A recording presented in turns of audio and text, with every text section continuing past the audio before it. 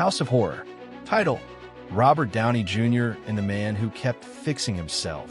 My name is Robert Downey Jr., and the problem with fixing yourself is that something always remembers the version you tried to erase. 1. The house was designed to be efficient. Glass, steel, clean angles. No clutter, no softness. Everything had a place, and every place had a purpose. I built it on a cliff overlooking the Pacific, far enough from the city that the noise of Los Angeles died before it could reach me. People said it looked like a fortress. I prefer to think of it as a workshop, a place to take things apart, a place to rebuild. That had always been my strength. 2. I moved in alone. That was intentional. Solitude is different from isolation when you choose it. Solitude gives you control. Isolation takes it away. I needed the first one. The architect warned me about the basement. Old structure underneath, he said. We reinforced it, but there's a section we couldn't fully remodel. Easier to seal it. I nodded, barely listening. Everyone has something they don't fully remodel. 3.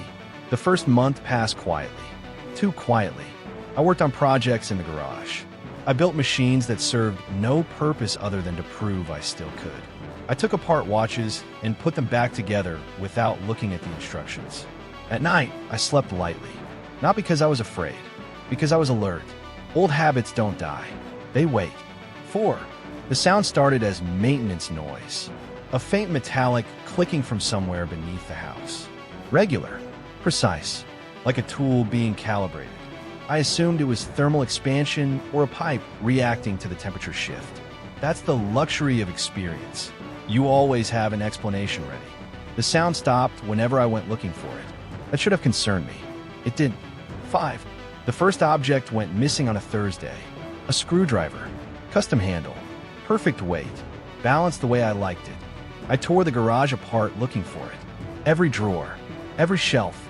Every shadowed corner. Gone. The next morning it was back. Placed neatly on my workbench.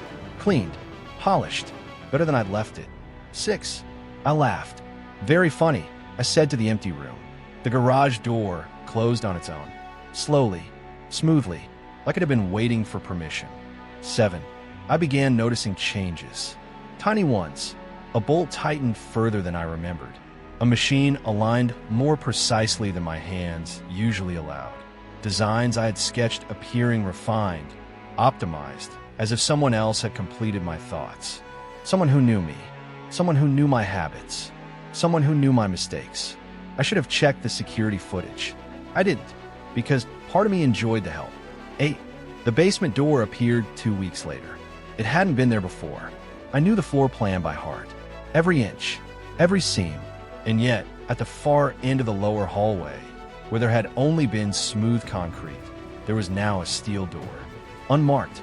No handen. Just a circular indentation at chest height. Like a socket waiting for something to be inserted. I stood there for a long time. Heart steady. Mind racing. This isn't real, I said quietly. The indentation warmed under my palm. 9. The sound came back that night. Clearer now. Not random clicking. Intentional work. Metal on metal. Tools being used correctly. Downstairs, below the sealed level. I lay in bed, staring at the ceiling, listening to the rhythm. It was familiar. It was mine. 10. The dream found me before sleep did. I was standing in a workshop with no walls. Endless benches stretched into darkness. On each bench sat a version of something I had broken and repaired over the years. Machines, watches, devices, mechanisms. And on every table, beside the finished product, lay a discarded piece. Small, crucial, missing. A voice spoke from behind me. You never put everything back. I turned. I was looking at myself.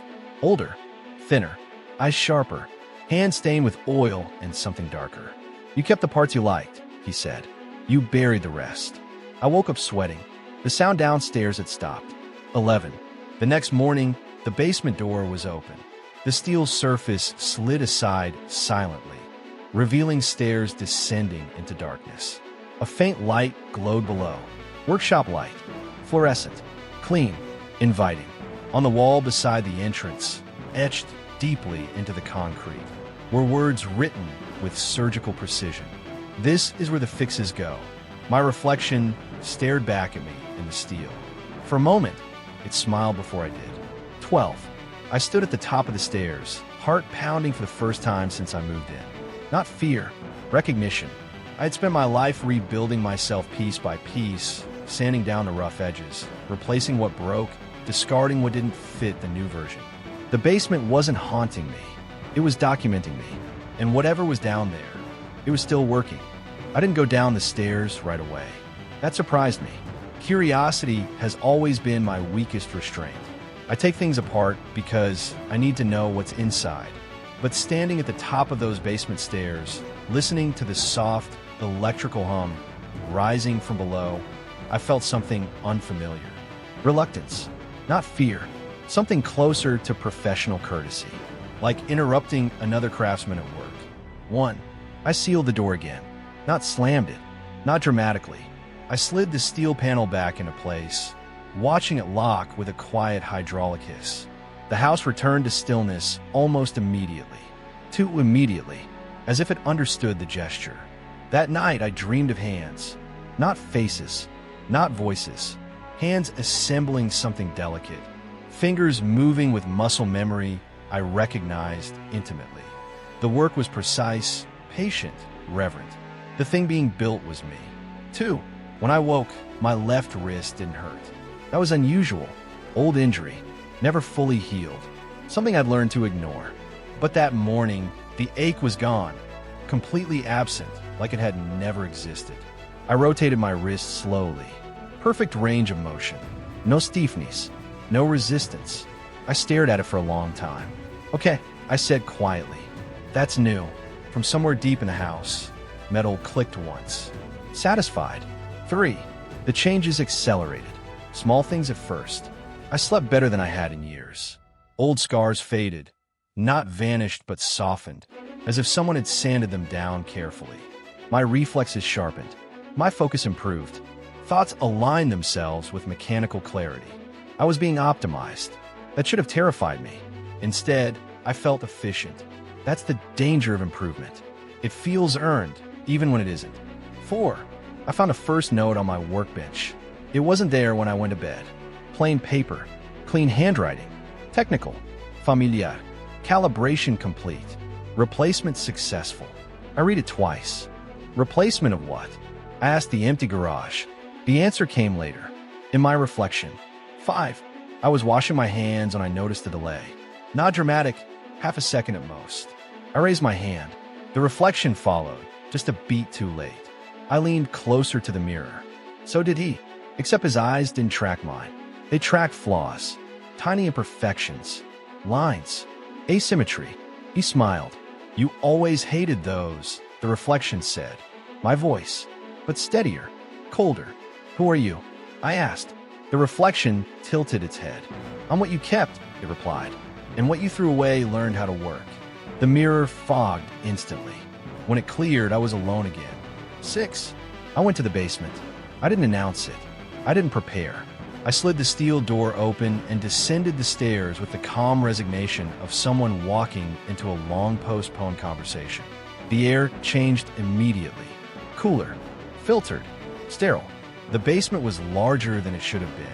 Impossible geometry, walls receding farther than the house above could contain.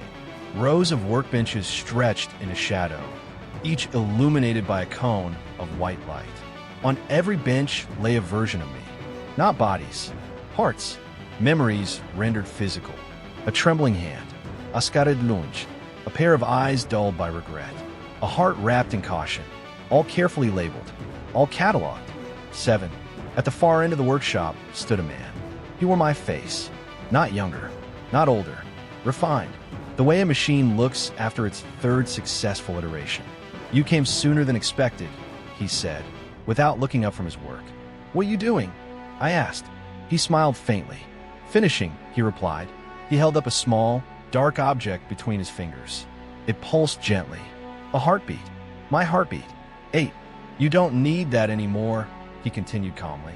It introduces variability. Impulses. Risk. I stepped closer, anger rising. That's not yours. He finally looked at me. I'm you, he said, just without the parts that slowed us down. He gestured to the benches. I kept everything useful. I archived the rest. And what happens to me? I asked. He considered the question seriously. You become legacy, he said. Reference material. The lights brightened. Machines hummed to life. The workshop leaned inward. 9. I realized then what the basement was. Not a place of repair, a place of revision. Every time I had rebuilt myself in life, cutting away pain, polishing over damage, replacing weakness with performance, I had fed this place. And now it had finished learning how to do it without me. You can't replace everything, I said. The other me nodded. That's the mistake you always made, he said. I won't. He stepped toward me, and behind him, something massive shifted in the darkness. A machine designed to hold a person, designed to disassemble, designed to improve. 10. The steel door slammed shut above us. The workshop lights locked onto my position. The other me extended a hand. Relax, he said gently. You'll be much better afterward. I looked at the benches, at the labeled parts, at the missing pieces, and finally understood the horror of perfection. Nothing is left over. The machine behind him finished calibrating. I could hear it in the rhythm of its movement. Precise, economical, utterly indifferent. Pistons locked, arms aligned, restraints adjusted to my height without measuring. It already knew. You're afraid, the other me observed calmly. I'm angry, he replied. He smiled. That's just inefficiency resisting optimization. 1. I stepped backward, keeping my eyes on him. Every instinct told me to run. Every habit told me to negotiate. I had survived most of my life by convincing myself I could outthink damage. That if I identified the broken parts early enough, I could replace them before they caused real harm. That belief stood in front of me now. Where in my face? You don't get to decide what's broken, I said. The other me adjusted a dial on the machine. Of course I do, he replied. I'm the one who lived through the consequences. The benches around us lit up one by one. Each projection showed a moment from my life. Failures, relapses, mistakes, paused at their worst possible frame. He gestured at them. These are design flaws, he said. They repeat. 2. I laughed to spite myself. That's not design, I said. That's being human. He tilted his head slightly, considering. Yes, he said, and that's the problem. The machine arms extended, slow and graceful. I felt the air shift as it prepared to move. You think removing pain makes you stronger, I said. It just makes you brittle. His smile faded. Pain is noise, he replied. I'm building silence. 3. The floor beneath my feet vibrated. Restraints slid open, waiting. I glanced at the benches again, at the archived pieces, things I had worked my entire life to manage instead of eliminate. Fear, impulsivity, guilt, hope. Hope caught my attention. It sat on its own bench, unlabeled, pulsing weakly like it didn't belong in the system. You didn't catalog that one, I said. His eyes flicked toward it for half a second. Too fast. It's unstable, he said. Not suitable for integration. That's why you missed it, I replied. You only keep what behaves. 4. I moved, not toward the stairs, toward the benches. The other me reacted instantly, faster than I expected, but not fast enough. I grabbed the unlabeled piece. The moment my fingers closed around it, pain exploded through my chest. Real pain, unfiltered. Memories rushed in, not just the bad ones, but the choices. The moments where I stayed, where I failed and came back, where I didn't fix myself, but lived anyway. The machine screamed, not mechanically, emotionally. 5. What did you do? The other me demanded, stepping back. I reintroduced variability, I said through clenched teeth. The workshop lights flickered violently. Benches destabilized. Archived parts began to decay, losing definition, reverting into sensation instead of structure. You're contaminating the system, he shouted. I staggered but stayed upright. That system is you, I said, and you can't survive uncertainty. 6. The machine lurched forward on its track, arms flailing, no longer precise. The restraints snapped shut on empty air, missing their target. The other me backed away, suddenly unsure. You're choosing damage, he said, incredulous. I am choosing ownership, he replied. I crushed the unlabeled piece in my hand. The workshop roared. Walls cracked, revealing darkness beyond, raw, unfinished space that the system had never accounted for. 7. The other me screamed as fractures spread across his body. Not wounds, but inconsistencies. His movements lost synchronization. His voice stuttered. "You can't function like that," he said, panicking now. "You'll break again." I met his eyes. "I always did," I said. "And I survived." The machine collapsed inward, folding into itself like a failed design. The benches went dark. The lights shut off one by one. 8. The workshop began shrinking. Walls pulled inward, geometry correcting itself violently. The refined version of me stumbled, tried to hold form, tried to maintain coherence.